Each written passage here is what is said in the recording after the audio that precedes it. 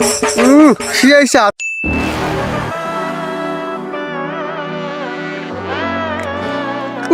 সেই স্বাদ, এত স্বাদ কে? আমার কাছে মনে হচ্ছে উটের মাংস খাচ্ছি। সেই স্বাদ, কঠিন। এত স্বাদ কে? না, এই যে ক্ষেতের যত্ন নেই না, পুটল গুনে যাই কোনো কিছুদিন ধরে খালি পুটল কম পাইতাছি। না, জ্বালাই মারলাম তো দেখা যায়, আবার পোকায়ও ধরে।